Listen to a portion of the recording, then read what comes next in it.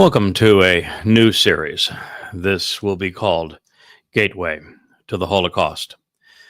The purpose of this series is to share the basis of knowing for certain that a two-state dissolution will be imposed upon Israel within the next 12 months, between now and the 22nd of May, 2026, which is Shabuah and the beginning of the time of Jacob's troubles, therefore of great adversity for Israel.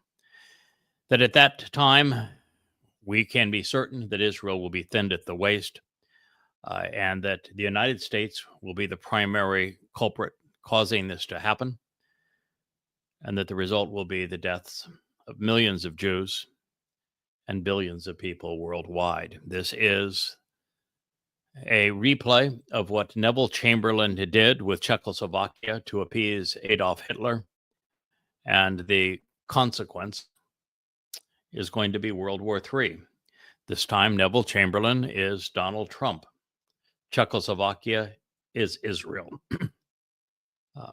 Adolf Hitler is Mohammed bin Salman, the Crown Prince of Saudi Arabia, and the Nazis are Muslims.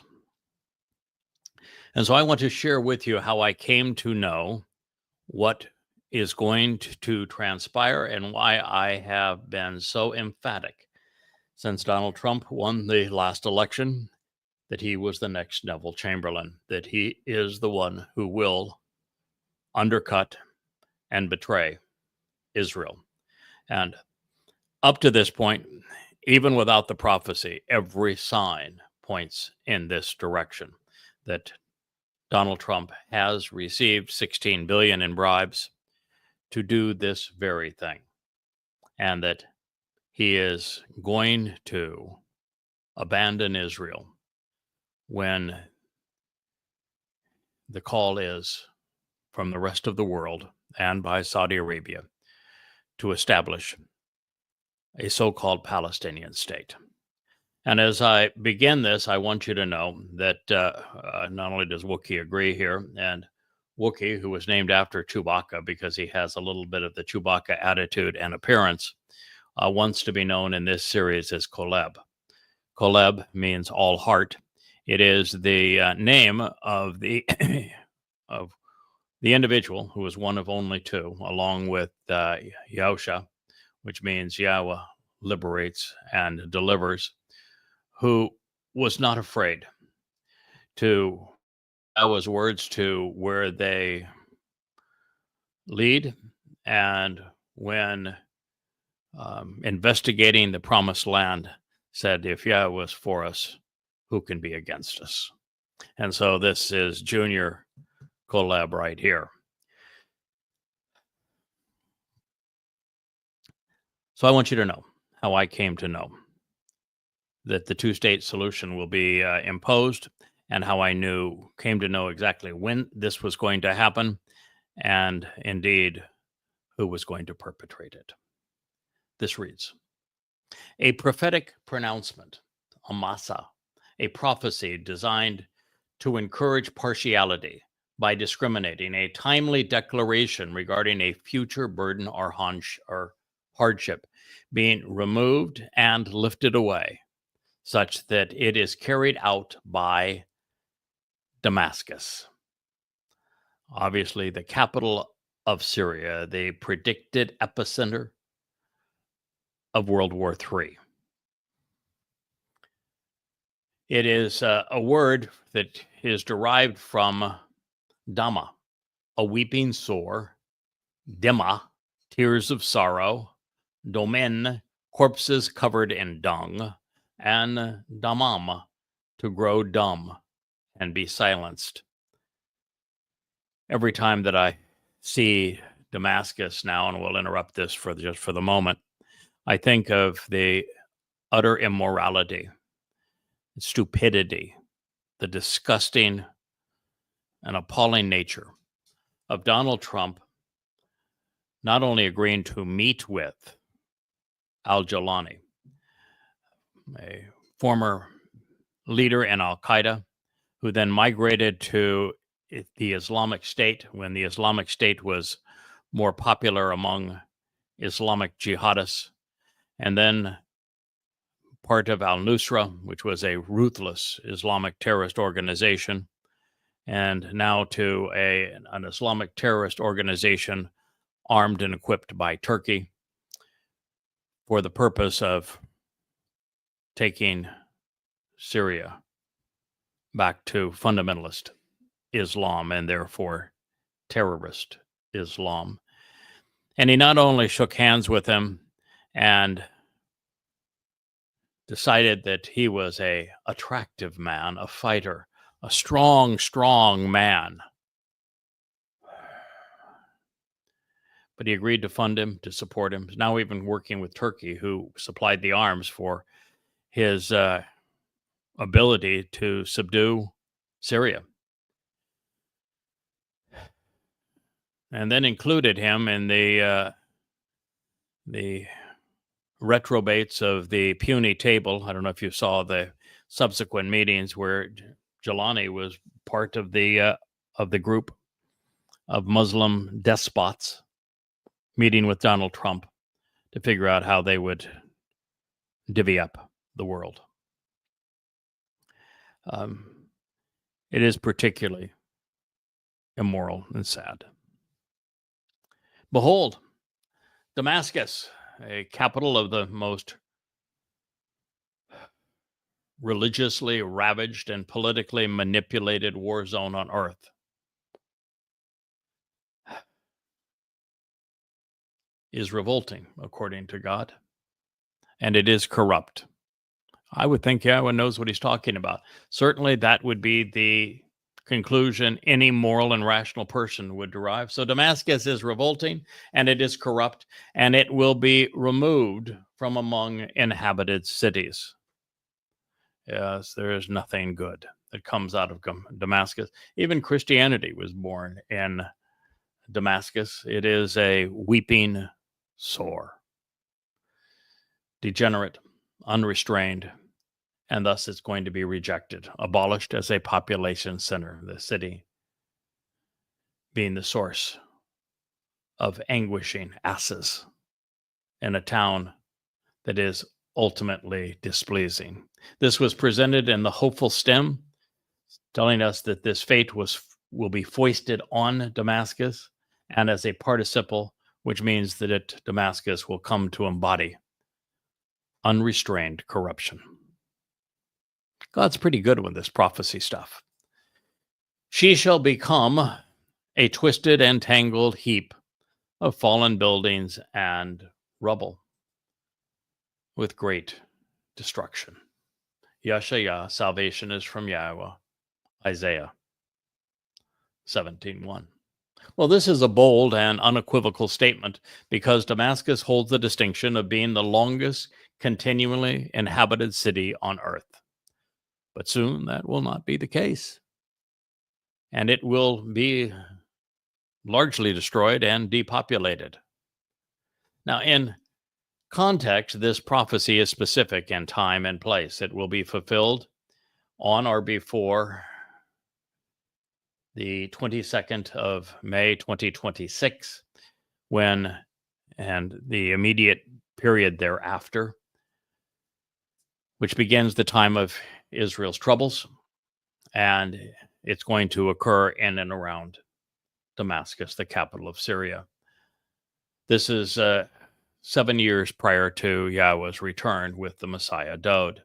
It is exacting in its depiction of what is to occur. The city is going to exhibit many buildings that are twisted and tangled, fallen as rubble. Even better, it is unambiguously presented and undeniably affirmed in the great Isaiah scroll, the Dead Sea manuscript found at Qumran in the 1950s and dating to 250 BCE. Therefore, when the city is rendered as this prophecy portends, and it is already that, it is despicable, it is grossly immoral, it's a den of thieves, which is, and then even pummeled more than it has already been by ongoing war, which is likely between now and 2027.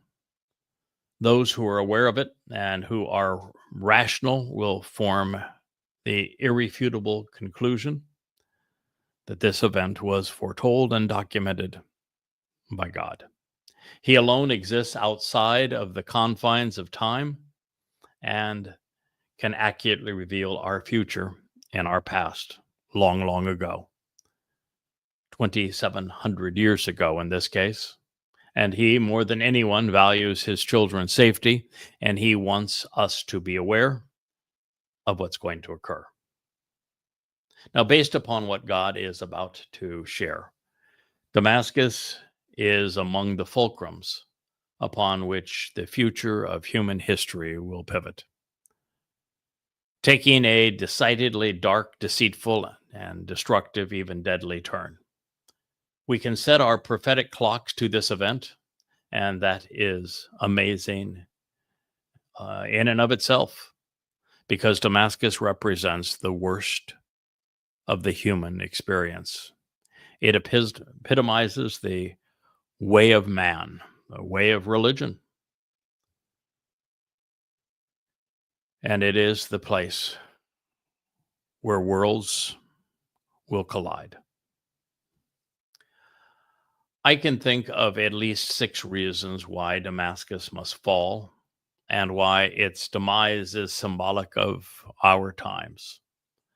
First, the Torah's initial reference to Damascus is in Bereshith, in the beginning, Genesis. Abraham's servant, Eliezer, a child of Damascus, was the first person expressly forbidden the possibility of participation in the covenant. Yahweh said of his inclusion, absolutely and unequivocally no. Second, 2,000 years thereafter, the world's most pervasive plague, Pauline Christianity, was inspired on the road to Damascus when a religious Jew, a rabbi, Shaul, embraced the Roman Catholic moniker Paulos and conspired with Satan to nullify the covenant with Abraham. After leaving Damascus, Paul would devote his life to discrediting Yahweh's Torah testimony and obscuring the initial 3 mikra that Dode fulfilled, replacing it all with his anti-Semitic New Testament. Third, shortly after the Pauline debacle in 66 CE, his benefactor, Rome, baited and then belittled Judah. They incited the uprising that they subsequently squelched when the Roman overlord Jesus Florus plundered the temple treasury. Nero responded by dispatching Cestius Gallus from the Damascus region, along with the Damascus-based Legion 12, Fulminata. When Judean rebels annihilated the Syrian legion during the Battle of Beth Horon, killing 6,000 Syrian troops and confiscating the legion's Aquila, its eagle standard. Nero retaliated by dispatching his most experienced and ruthless general, Vespasian, and he invaded Galilee from Syria in 67 CE. Thereafter, when Nero committed suicide, Vespasian declared himself emperor of Rome. With Vespasian off to claim his prize, his son, Titus, was allowed to make a name for himself by pummeling and then plundering Yehuda, by sacking and looting Jerusalem. He would breach the city's walls in 70 CE after a brutal 7-month siege, setting the stage for one of the most insightful, albeit despicable, episodes in human history. The assets of the earth's most effective symbol of love and life were confiscated to fund the construction of mankind's most infamous shrine to hatred and death, the Roman Colosseum. Jewish men were hauled off as slaves and forced to build this deplorable edifice to Roman ideals that was funded by the booty stolen from Yahweh's temple. Fourth, as a further insult, Emperor Vespasian moved the capital of the Roman province of Judea to Damascus. This set the stage for Hadrian, who in 133 capitalized on what Paul had done to set up Rome to destroy what remained of Yehuda. He found no trouble in justifying the murder of countless Yehudim while enslaving the rest, thereby initiating the diaspora, all based upon Akiba's false Messiah Bar Kokhba. He transformed Jerusalem into a retreat for his legions, replete with shrines to himself, erasing the name Yehuda and replacing it with Philistia, Palestine. It is a blight that has been revisited to stricken the land. Fifth, the world's deadliest and most demonic religion, Islam, was unified, codified, and ruled from Damascus shortly after Muhammad's death. During this period, Muslims murdered nearly a third of the earth's population, and they plundered the known world, killing 200 million people and raping and enslaving that many more. And it was at this time that Muslims scarred the Temple Mount with their despicable Dome of the Rock and Al-Aqsa Mosque. And sixth, today, Damascus is the epicenter of world conflict. It began following America's ill-advised and counterproductive invasions of Afghanistan and Iraq. It is not only from Syria that the world's largest, most transformational and anti-Semitic migration has commenced. Europe, with anti-Semitism, Damascus has divided the world into warring factions, with Sunni Islam, the United States, Europe, and the Kurds on one side, and Shia Islam, Russia, China, and Turkey on the other. Now, this is among the catalysts of World War III, along with the enduring hatred of Muslims for Jews. And now that Israel has become Donald Trump's lapdog, oh no, that's not fair, footstool.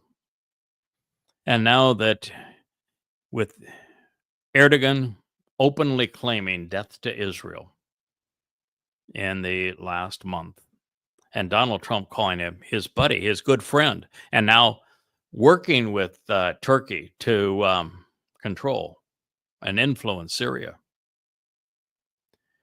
you can be assured that this prophecy will be fulfilled just as Isaiah was inspired by Yahweh to foretell. Damascus, therefore, appears in this pivotal text, delineating the end of man's religious ways and political ways. For all of these reasons, its fall is more than simply future history being reported for our edification. In other words, where it is mankind's poorest choices that have brought Damascus to center stage. The events being foretold also expose and condemn the religions, the political, and the militaristic influences that have precipitated the fall of man. It's all manifest in this horrible den of iniquity. Since information empowers understanding and full disclosure engenders trust, know that in another context, Sur, which was translated, is revolting and corrupt, and will be removed from inhabited cities, and Yeshaya, Isaiah 17:1, could have been rendered as go, come, depart, or be dragged away. However, the realization that cities are immobile means that these connotations were not applicable. Further, as is typically the case, there were a considerable number of other primary, secondary, and tertiary definitions that were readily integrated into this opening statement, all of which apply to the situation and fate of Damascus. Sure, could also have been translated is degenerate and unrestrained. Boy, is that the truth. And thus shall be rejected and abolished as a population center. True that. Shur speaks of a city which will be abandoned after enduring an onslaught of terrorism because the anguishing ass of a town is displeasing. Obviously, God doesn't have the same view of Al-Jolani that does POTUS. The phrase suggests that the degenerate city will be abolished and forsaken, ceasing to have any value for having been unrestrained under the terrorist control of the ultimate ass, Al-Jolani, and his Islamic State. If we were to isolate by itself, in addition to uninhabited city, village, or town, it also speaks of the displeasing nature of religious temples and shrines. Can address anguish, anxiety, wrath, anger, and alarming terror. More telling still, as a play on words, something Yah enjoys, and is a male donkey and a domestic ass, something that Yahweh attributes directly to Islam through Ishmael, where he said he will be a wild ass of a man. His brother's hand will be lifted against brother and brother against brother, and they will live in hostility against the whole world. This connotation draws our attention back to one of Yah's earliest prophecies. As a matter of fact, I have it here more accurately presented than my paraphrase. God specifically said of the progenitor of Islam, Ishmael, whom the Quran claims was the forefather of Islam, the one who is responsible for the promise of Islam. It says, God said this: he will be a wild ass of a man. His hand will be raised against his brothers, and his brothers' hands will be raised against him. And so he will live in hostility with the whole world. Barishith, Genesis 16:12. Now, having migrated towards Damascus and having been claimed in the Quran and in the Hadith by Muhammad to be the forefather of Islam, this domesticated ass is a city-dwelling Muslim, the terrorist jihadist Al-Jolani in a suit. As further evidence, Islam, as the most overtly satanic religion ever foisted on the masses, is also the most degenerate and revolting faith to be considered a mainstream religion. It is a source of countless religious shrines, unrestrained anger, anguish, and alarming terror. It is responsible, in fact, for 99% of the terrorist attacks worldwide. It, of course, is responsible for what happened to Israel on October 7th. Now, this is particularly poignant today because, according to the United Nations and world leaders, it's okay for Muslims to perpetrate genocide against Jews, even to push them out of their homeland. But it's a war crime for Jews to defend themselves. Isolating and condemning Israel, as progressive and Muslims are doing with their immoral and false narratives, is going to result in war. And In Damascus, we have seen the coming together of the progressives in Europe, along with the Muslims throughout the Middle East, all embracing a former leader of the Islamic State. Also worth considering, it is the juxtaposition of Ma'i and Mafala in Yeshaya 17:1, which were rendered as a twisted and tangled heap.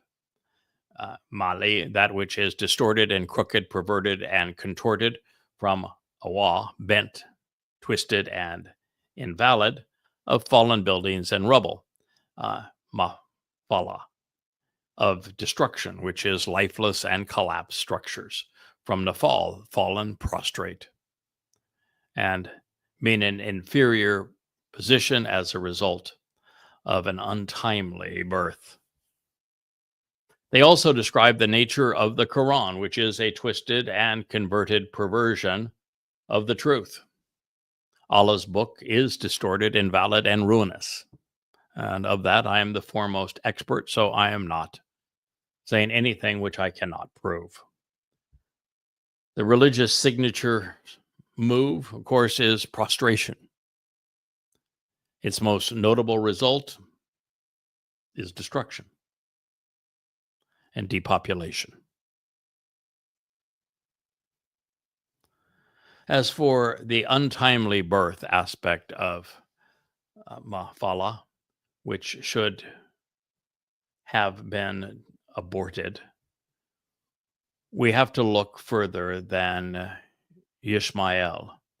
He was the direct product of one man and one woman's ill-fated attempt to corrupt God's way by producing a twisted perversion of it. The untimely birth resulted in religion, particularly Islam.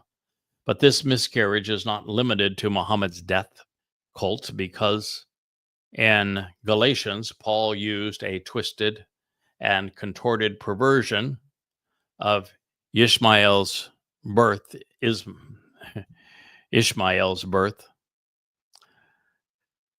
which, I should say, more of a, rather than a perversion, it was just an outlandish lie, to justify his new covenant. Moreover, let us never forget that it was on the road to Damascus where Shaul, known to Christians as Paul, encountered Satan and became demon-possessed. Ma'i and Mafala adroitly and collectively depict the result of Muhammad's abysmal aberrations, with Islamic terrorists running amok in Damascus. In their wake, they will leave a twisted, distorted, and corrupt, perverted place subject to prostration. It's what they've already done. The prophecy is fulfilled. As clearly as words allow, God's prophetic depiction describes exactly what we are witnessing throughout Iraq and Syria.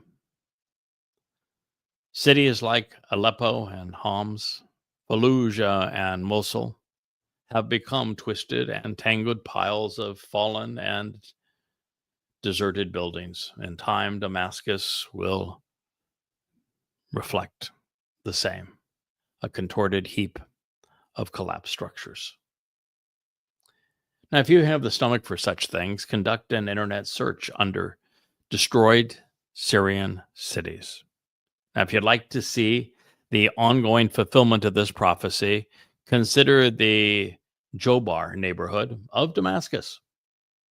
Its demise was presented in the Towards Data and Science article, which reads, 7 years of war have left entire Syrian cities in rubble. High-resolution satellite imagery was captured between September of 2013 and November of 2017 to reveal the condition of Aleppo, which is northwestern Syria, Damascus, which is southwestern Syria, Dara in southern Syria, Deir as-Zor, eastern Syria, Hama, western Syria, Homs, western Syria between or just north of Damascus, Idlib, northwestern Syria, Raqqa, central Syria. They found 109,393 severely damaged structures, with 2/3 of those so severely damaged they should be considered completely destroyed. A fulfillment of the prophecy. In terms of the number of damaged structures, 33% were in Aleppo, 25% were in Damascus itself. That would mean over 25,000 would be in Damascus. 26,000, 27,000 actually to be exact. 27,000 destroyed buildings already in Damascus.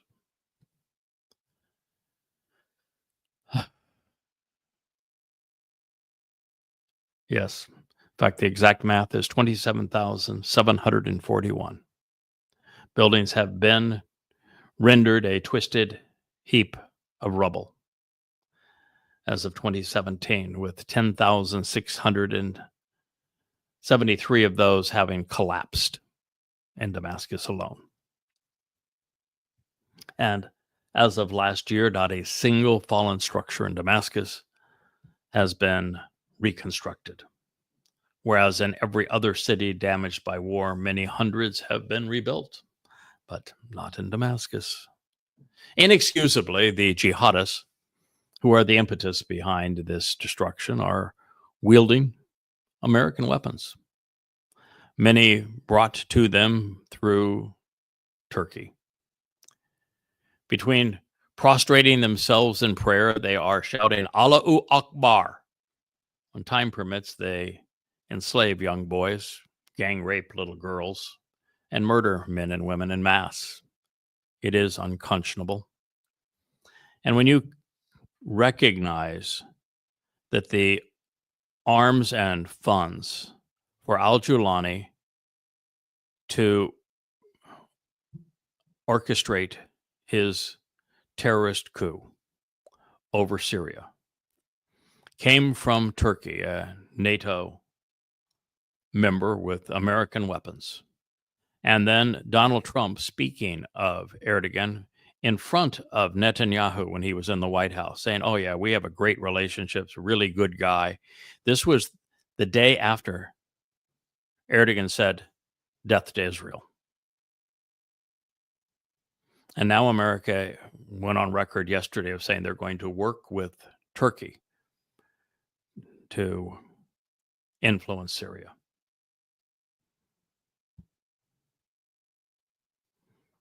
Pretty obvious. God got it right. We have already witnessed this prophecy being fulfilled.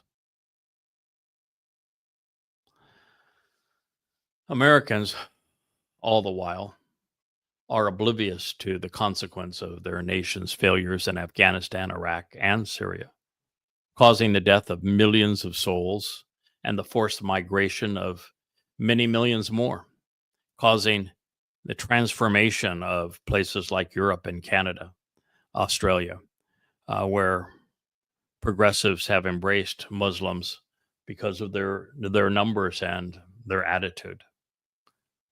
Even worse, in the process, the United States is making Israel more vulnerable to the onslaught of Allah's caustic religion, with Donald Trump promising, $150 billion worth of America's most advanced weapons to the Islamic nations surrounding Israel. Syria is now a client of Turkey, having been a client of Iran. Even Gaza is influenced by them. Through Hezbollah, Allah's party, the religious regime in Iran, created a land crescent from Iran into through Syria into Lebanon and down into Israel, which has caused such havoc in Israel and armed um, Hezbollah in Lebanon to be so destructive to Israel, causing Israel to have to invade Lebanon. And while they were in Lebanon and they routed the leadership of Hezbollah, and while Syria was in chaos, the IDF bombed many areas around Damascus. Further affirming this prophecy. Shortly after the affirmation of a Land for Peace treaty, which will be forced on Israel in the next 12 months, between now and 22 May 2026. Muslims will quickly and callously disregard the promises that they have made regarding peace in the spirit of Hudabayah, which if you don't know, you should read about in Goddamn Religion. And they will callously disregard those promises, and they will arm themselves so that they can invade Israel, not only from the north and from the east and from the south and from the west, but from the inside. And they will have been set up by America's constant interference and ultimately Donald Trump's willingness to sell Israel out to those who have invested so heavily in him in the Islamic world. Over the past decades, under Presidents Bush, Obama, Trump, Biden, the United States has fundamentally changed the balance of power in the region by providing Muslims with 25 times as much advanced weaponry as is offered to God's chosen people.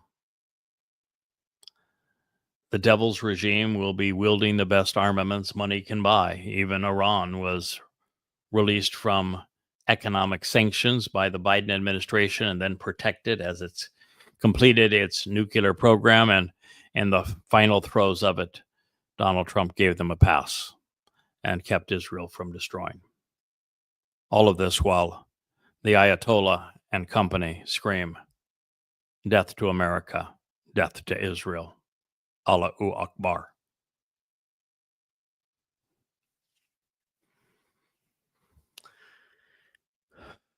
Signs are everywhere.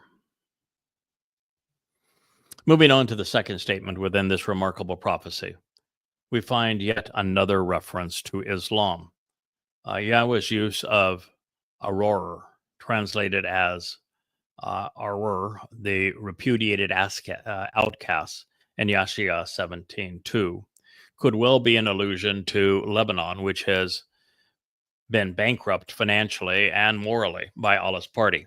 After Hezbollah has been destroyed in Syria by opposing jihadist Sunni Muslims, will attack Israel by marching through this once proud country, long time ago, known to the world for its soaring cypress trees. It will become a casualty of the Syrian war, yet another nation devastated and impoverished by Islam. Error may also depict the millions of Muslims bequeathed with the misnomer Palestinians. Palestinian and Palestine were conceived for a singular purpose, for the obliteration of Israel. It is a genocidal phrase. Those categorized under this political myth have become destitute and impoverished outcasts. And from Israel, they are now living in Jordan and in Lebanese refugee camps. Further, this Aurora was a town in Ammon, which is Jordan today, a nation where the largest segment of the population considers themselves to be Palestinians, which is a miracle in itself since the last Philistine became extinct 2,300 years ago. But that's Islam's greatest miracle, the reincarnation of an extinct people. The realization that Aurora is related to our roots, meaning dreadful and horrible Wadi, encourages us to consider Petra, that was originally the site of the Kaaba, the actual and mythical birthplace of Islam. If you were to consider Mecca, it's mythical and Petra would be actual. Um, and this, of course, is Israel's most ardent foe. During Muhammad's life, Mecca simply didn't exist, but Petra was known as the watering hole for passing caravans. Similarly, Aret speaks of ruthless acts of terrorism, something Muhammad practiced with reckless abandon. Envisioning the future by observing the past, a road, which the theological word book of the Old Testament affirms is the root of Aurora, is used to depict another wild ass, this time in Job 39:5. This is reminding us that Ishmael's descendants, today's Muslims, remain wild asses of men. Aurora is one of many Hebrew words with a number of shades. On this occasion, it was chosen to draw our attention to the fate of the mythical Palestinians who consider themselves outcasts, while also directing our attention to Lebanon and Jordan, the nations in which these destitute people have been impoverished and repudiated. In its many facets, we see additional tie ins because they are wild asses of men, and this time from the Wadi of Petra, whereby repeatedly making connections to Islam, we also find Ishmael and that connection. Just as Eliezer of Damascus and Ishmael, Hagar's son, were rejected and expressly excluded from the covenant, Yahweh remains consistent. Abandoned and forsaken, Azab, rejected, deserted, estranged, and left behind, separated, destroyed, and damned, are the inhabited and terrorized regions, or the populated and anguished cities filled with the displeasing nature of religious temples and shrines, as well as the wrathful donkeys of Aurora, the repudiated outcasts.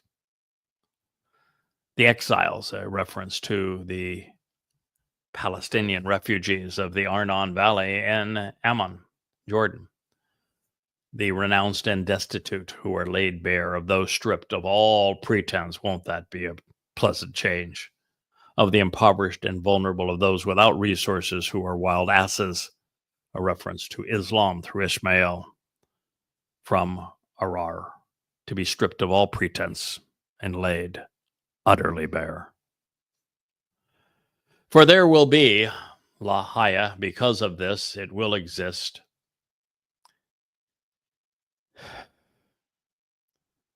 That there will be roaming animals fighting in militant militias along with their helpers.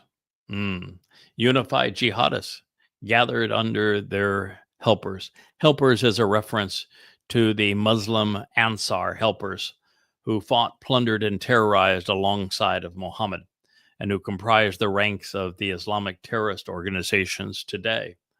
All who fight in herds, acting like sheep, goats, and camels or donkeys, abandoned as a group because they will have collectively missed the way, and they will fail miserably. But they will cease and they will prostrate themselves because there will be no one left to terrorize.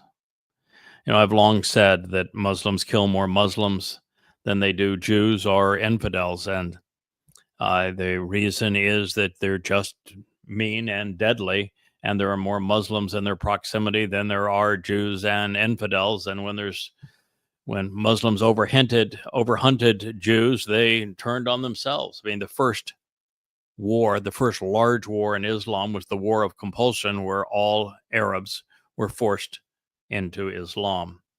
And so it has long been the case that Muslims have warred with one another. And you look at Syria, it is the poster child for Muslims warring against Muslims. It must have had 15 to 20 different Islamic terrorist organizations all vying for control. And so it is a place where Muslim was fighting Muslim. The demise of Damascus and Syria in conjunction with it will lead directly to the obliteration of neighboring Jordan. The refugees living there, masquerading as Palestinians, living as Muslims in general, will suffer a debilitating and self-inflicting wound. The text presents a picture of marauding bands of mujahideen, acting like the savage animals their religion has bred them to become. And they will kill until there's no one left to terrorize. And the fact is, at least according to Muhammad and his Quran, all good Muslims are terrorists. The 8th surah says that there are only two types of Muslims: those who have died following their oath to kill, and those who are waiting to die while killing for Allah. And Muslims will kill. Should anyone be reluctant to embrace the conclusion that this mayhem is being perpetrated by Muslims, please consider the setting and the circumstances, or at the very least, consider what happened on October 7th, 2023.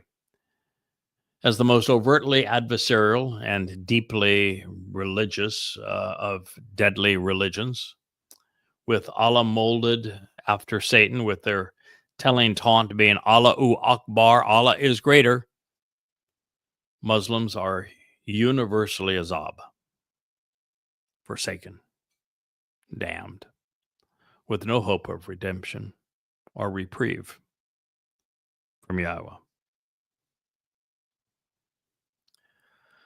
Muslims not only comprise the overwhelming preponderance of the population of the Arnon Valley and present-day Jordan, but these interlopers are also the most infamous Aurora, repudiated outcasts and alleged exiles the world has ever known. They are the destitute and impoverished, with many acting, of course, like asses. Open any newspaper and you will likely see, well, forget about the newspaper. Go to X or Facebook or YouTube, and you will likely be confronted with the names of Islamic terrorist groups that incorporate the Ansar in this title. Without Allah's little helpers, the Ansar, Muhammad's Islam would have died in Yathrib because there would not have been a sufficient number of jihadists, and therefore not any successful terrorist raids. And without the booty derived from jihad, Islam is as hollow as the mafia without money.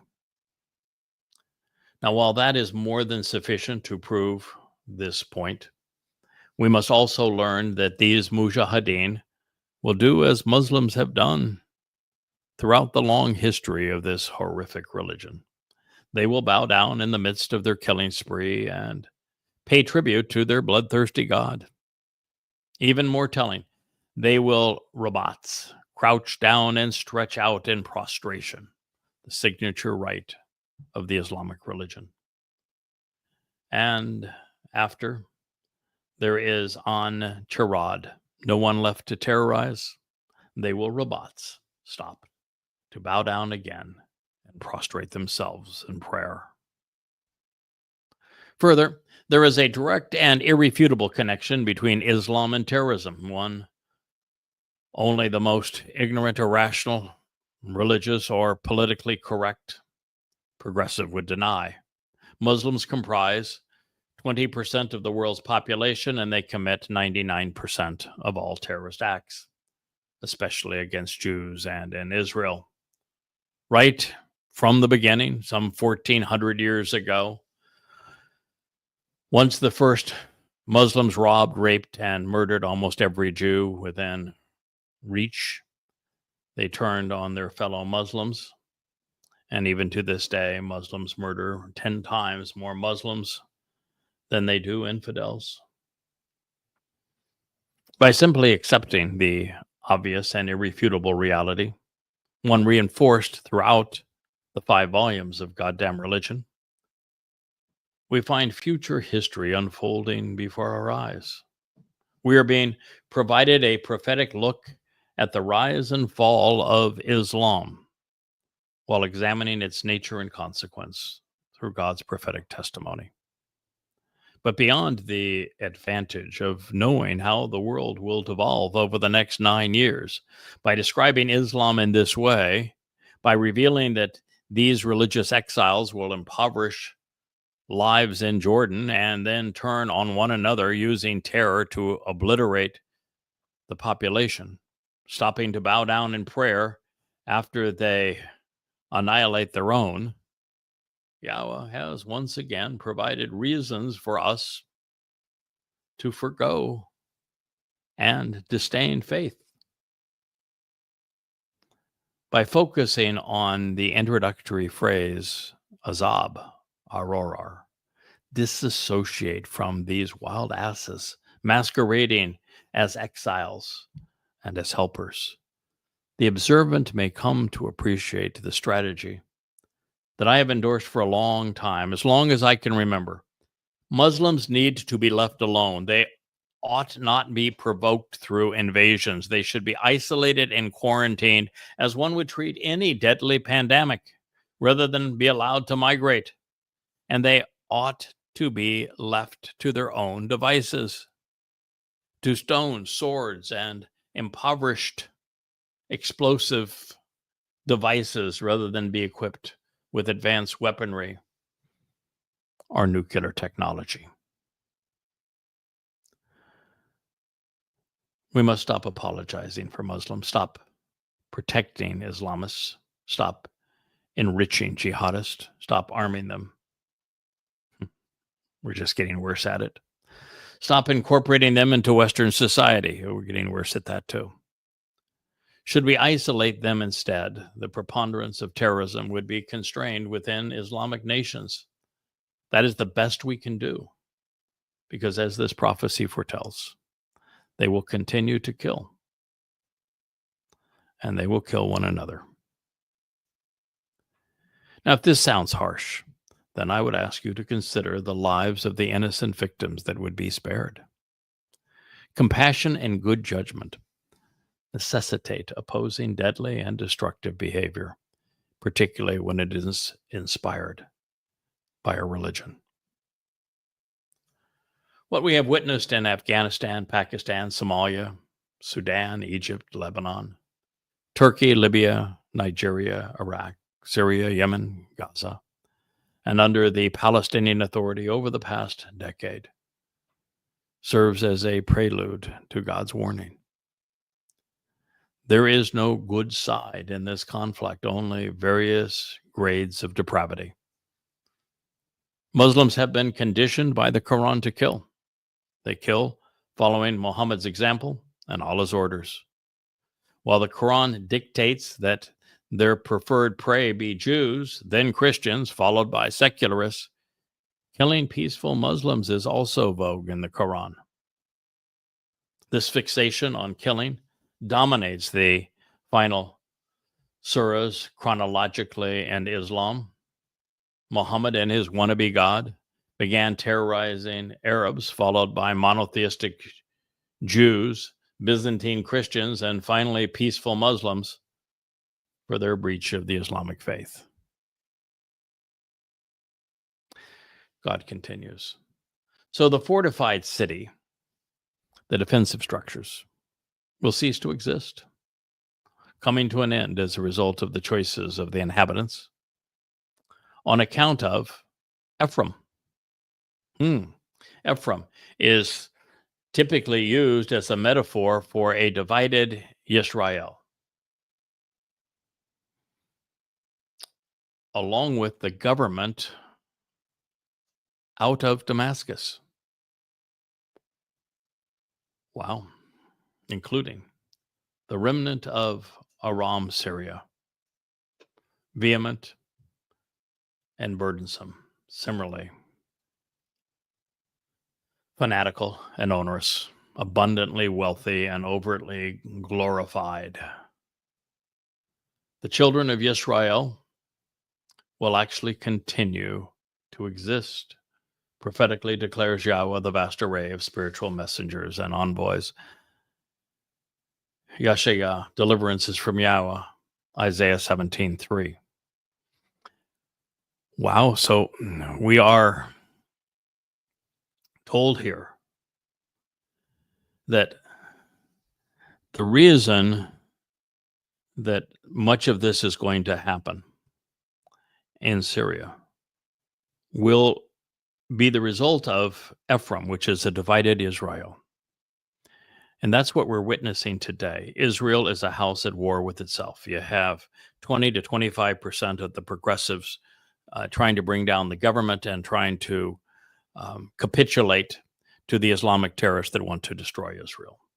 You have 20 to 25% of the population between the Haredim and ultra-Orthodox Jews that are sucking Israel dry. There are parasites, and they are literally damning Israel's relationship with Yahweh. And then you have the diaspora Jews, that the majority of which are disowning Israel, actually calling for Israel's demise. And the current government stays in power because it appeases a very right-wing contingency that thinks that war at all costs is the only salvation for Israel, that the IDF can bomb Israel into continued existence. It's one of the things that I keep on posting about, is that all that has happened with all of the bombing all around Israel by the IDF is increased rage around the world. There are no fewer jihadists. And this next war against Israel is going to be largely fought by jihadists, not a war that's going to be fought in fancy fighter aircraft or by tanks, but in fact, like the previous assault of 10/7, which the IDF is ill-equipped to defend, as has been proven. And so the IDF, just to show that it's got muscle and verve, is bombing all around. And they are indeed bombing in and around Damascus. And now that the United States is abandoning Israel and that and embracing Turkey, and Turkey has embraced the Islamic State's takeover of Syria and is trying to focus Syria's jihadist against Israel to destroy Israel, according to Erdogan's own words. Israel will try to use what it has to defend itself as it thinks it must, which means it's going to be using its fighter aircraft and bombs to pound Damascus and the government in Damascus, and the war machine being marshaled there, which is very close to its own border. And of course, everything Israel has done thus far has made a bad situation worse, so it's going to turn the world more and more against Israel. But this is certainly how this reads, that it is a divided Israel that lights this spark, that ignites this cauldron, that ultimately comes to bear on God's people. It is on account of Ephraim. Now, you can read that two ways. You can say that the jihadists and the Islamic State, backed by NATO, Turkey, and the United States, with weapons being supplied from around the world, are going to attack Israel because Israel is divided. And that even can be rendered two ways. Israel is divided because you have the progressives and the Haredim at war with each other in Israel, and you have the diaspora Jews and the Israeli Jews at odds with one another. And because of this weakness and this divisiveness, they see it as the perfect time to invade Israel. The second is that Israel is going to be severed with a two-state dissolution forced on the country over the next year, and that is going to divide Israel right through its core, where 70% of its people live. And because of this version of a divided Israel, the Muslims will be inspired to attack. And the third way to interpret this is that the IDF continues to pound away and involve itself in Syria, and so that Turkey and the United States and the whole European Union, which is supporting the Islamic State's capture of Syria and arming it and sending money and providing its support while condemning Israel, while the world arms the Syrian jihadists to invade Israel because Israel is being set apart, cast away, abandoned by the rest of the world. Now, of those four possibilities, my sense is that all four are true.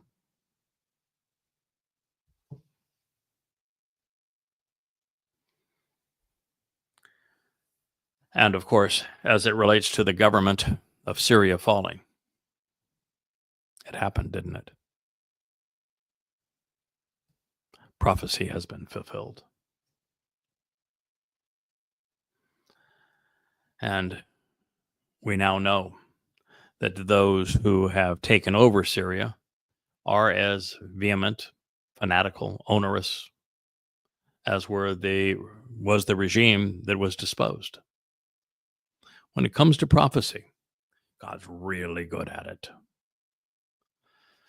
The children of Israel, we read, will actually continue to exist, however. And this is the good news and the bad news. This report that everything we're reading is the prelude to the time of Israel's troubles that begins on Shabuah, which means 7 years prior to the Messiah's return with Yahweh in 2033. And on Shabuah, which is the next harvest, which is the Shabbat of May 22nd, 2026. And it's going to look exceedingly dim for Israel. If you look at what we see in Israel right now, with the world erupting against Israel and with nations poised to meet here in 2 weeks to dictate the fate of Israel at the United Nations, where Israel is likely to have no support from any major nation, including the United States, and will be undermined by the United States, every Islamic country, every country in the EU, perhaps save one.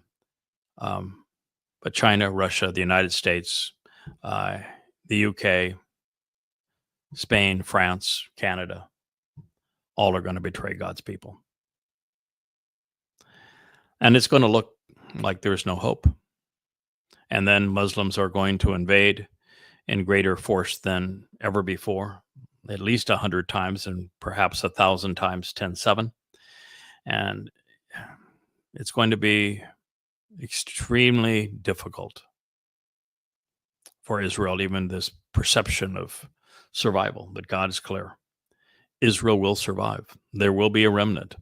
That is the primary purpose of the two witnesses, is to ensure that there's going to be a remnant. Our entire mission is to support Israel against its enemies, to ensure that there is a remnant. And it's not just a remnant, it's a receptive remnant. It's a remnant that comes to appreciate Yahweh's name again, that comes to recognize what Dodod, as the Son of God, did on behalf of God's people by fulfilling Pesach, Matzah, and Bikurim. It's a remnant that celebrates the Mikre as they were intended, who engages in the covenant as it was designed by God. And so Israel will survive. So says Yahweh. Now, some of these words have diverse connotations. For example, kabod can be positive or negative depending on the context. In this case, since Yahweh is speaking about the utter destruction of Damascus and the implications associated with the demise of the Syrian government, we'd be wise to apply the darker shadings of kabod. Rather than rendering it as significant and glorious, a more fitting depiction can be advanced by examining the etymological roots, which are kabad and kobed.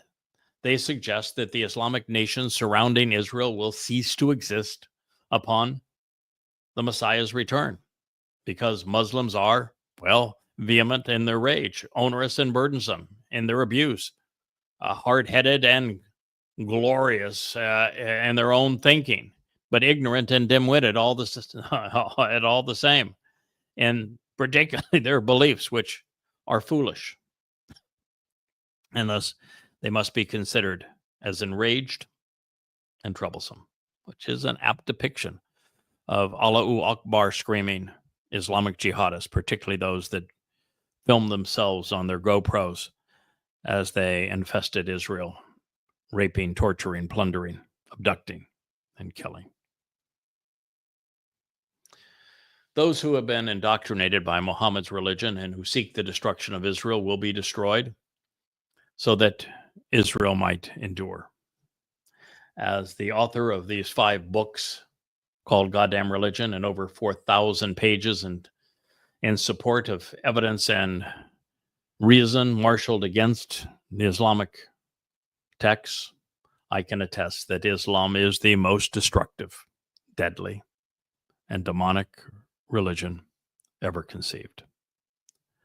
It indeed preys on the dim-witted, turning them into savages.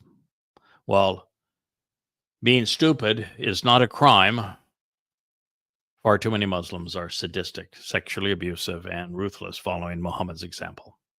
And since they are arrogant, immoral, and irrational, there is no point in attempting to negotiate or reason with them. These traits make Muslims the ultimate scourge on humankind. And while that was not known 2,700 years ago to anyone other than Yahweh and his prophet, this being Yashaya Isaiah, since it is now obvious and this prophecy is now inevitable, let's offer credit to where credit is due. Yahweh and Yashaya warned the world about Islam 20 centuries before the religion existed, with a complete copy of this scroll dated 900 years before the religion's initial attempt at genocide against Jews. Damascus, which is Damascus, has been at the center of Islam's show of intolerance. Here, Sunni jihadists armed with American weapons have murdered, raped, abducted, tortured, and plundered tens of thousands of Shiites and Christians while opposing Shia troops and militias, and they have responded in kind, albeit with Russian and Iranian arms. We have witnessed this current uprising in our newspapers and our presence, but Yahweh foretold it 2,700 years ago. Yahweh told Yashaya that Islamic infighting will reduce Damascus to rubble. The city's name describes a weeping sore where there are tears of sorrow over corpses covered in dung, a place where people are ultimately silenced. We've been told how the Syrian war will unfold and conclude.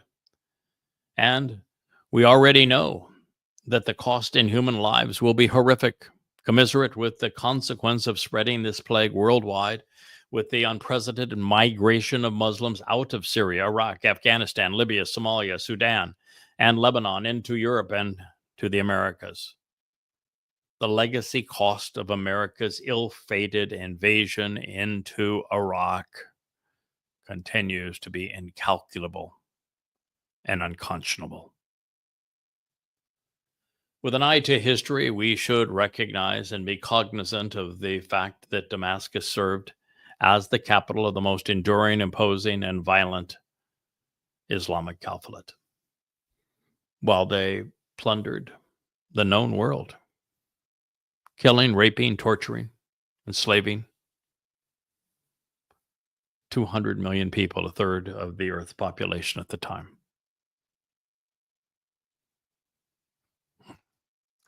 And of all places, it is Damascus, which also gave birth to Christianity.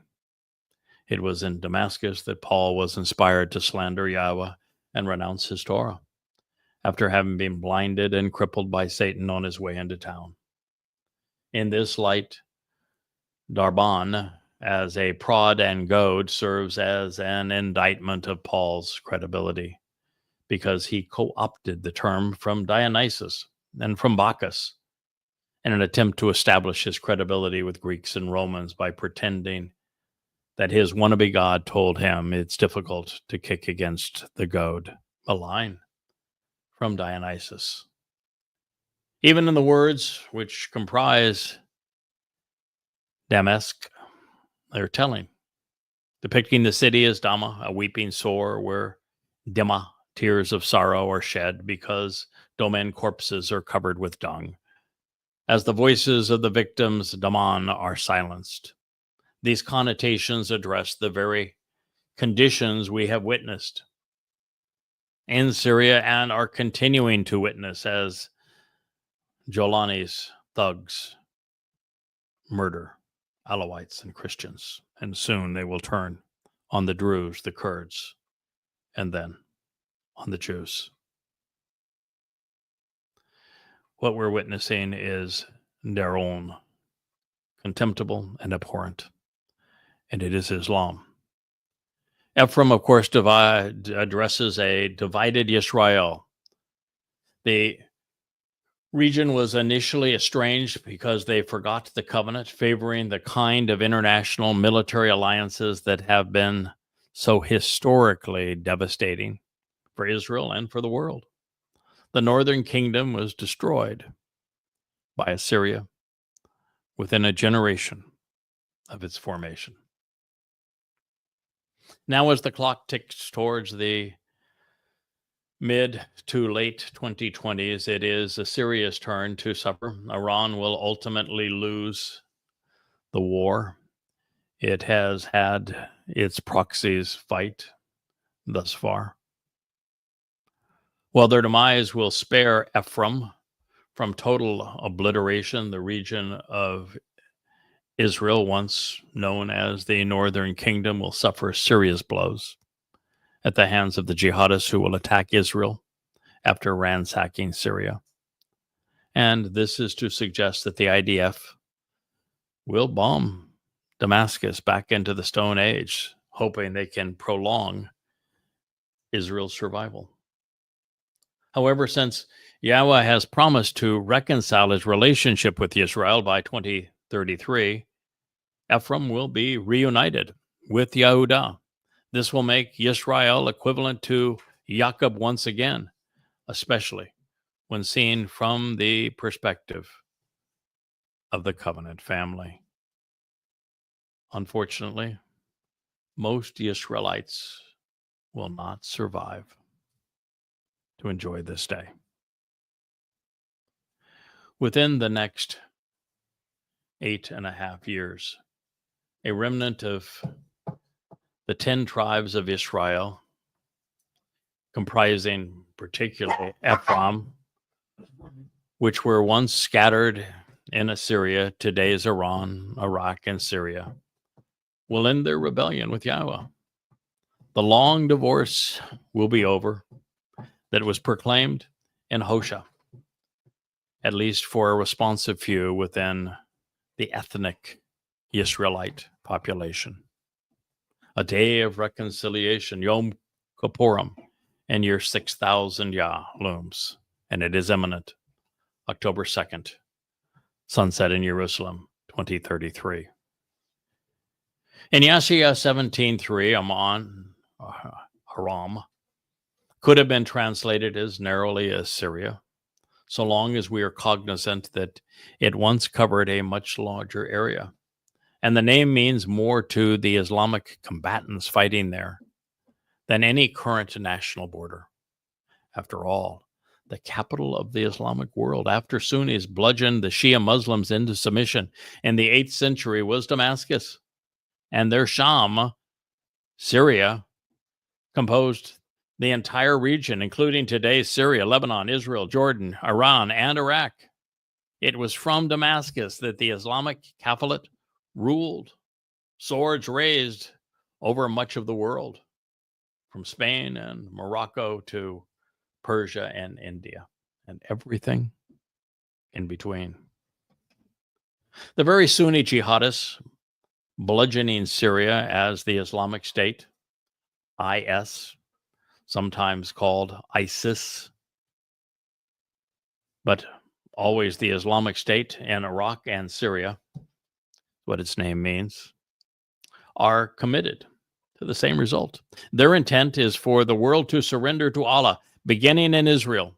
Their goal remains the catalyst for Islamic conquest, the throttle for Islamic rage, the sandbox for jihadists to prove themselves worthy of paradise, and the fulcrum upon which Sunni and Shia Islam will fight together and then turn on each other.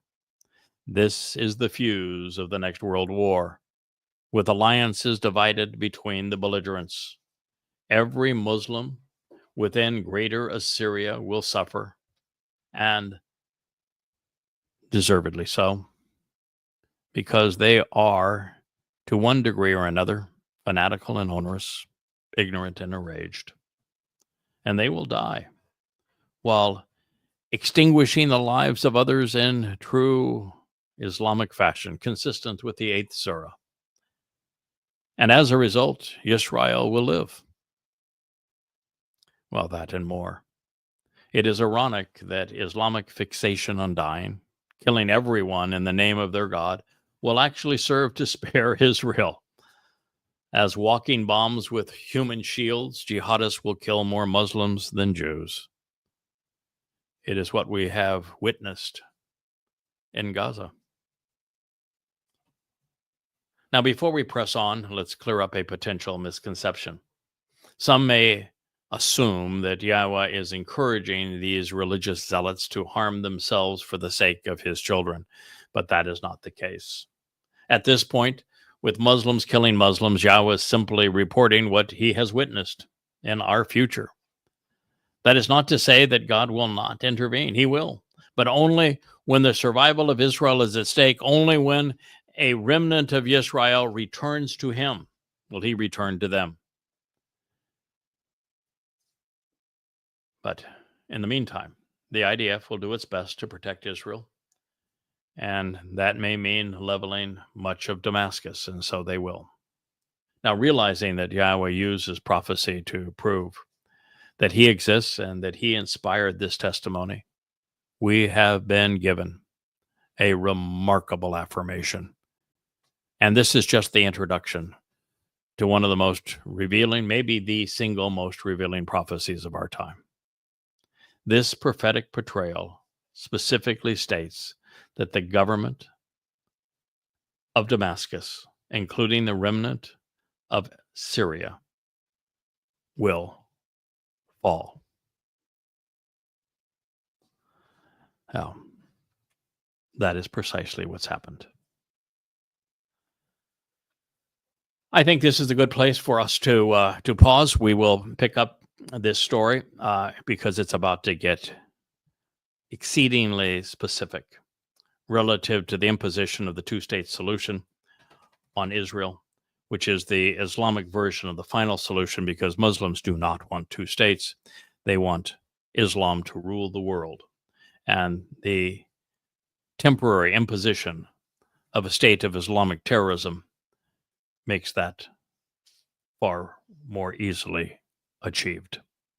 I thank you for listening. This has been a special edition of the Yahweh blog and the gateway to Israel's demise by returning to the Holocaust.